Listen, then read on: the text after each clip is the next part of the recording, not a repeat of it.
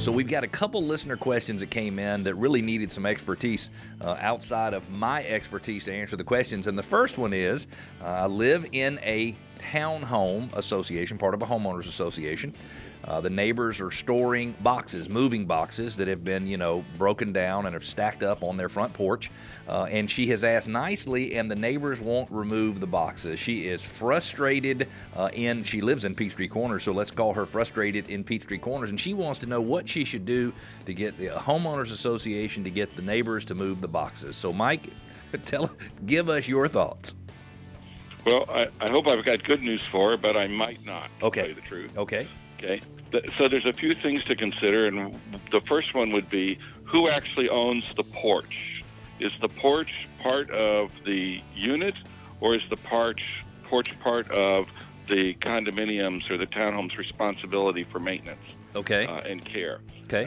And she can figure that out from her governing documents, whether it's limited common area. That's what a porch would normally be called, limited common area. Okay. So that's one issue, because limited common area that is under the control of the owner, the owner has a lot more flexibility in terms of how they're using it. If unhappy in Peachtree Corners wants to contact her management company, right, she should do that and tell them that she's got a covenant complaint that she wants them to look into. Okay.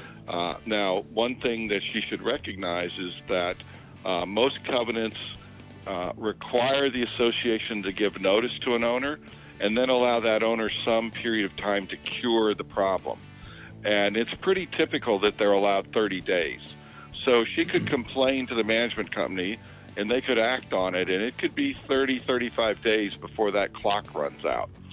And the association really can't do anything during that cure period. They have to sit back and wait for the owner to react to it. Is there any legal, as far as, are they required when you buy the home in the contract? Is there some kind of section where these rules are detailed and given to you? So maybe as a homeowner, maybe that could be a reason I don't want to move in this home, because maybe there's certain rules that I don't like. Is there some kind of legal responsibility that I know these rules before or sign off on some kind of contract dealing with this?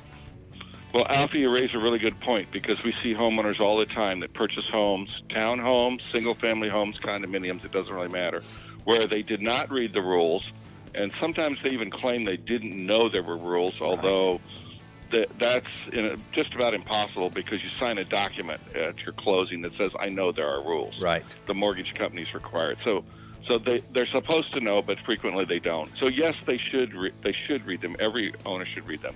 The bad part is, and I, as a management company, I find this very frustrating, there is no legal obligation to provide a homeowner, a prospective purchaser, with copies of the covenants or rules. There's no obligation on anybody's part at all. Could I specifically ask him, am I allowed to put a basketball goal up?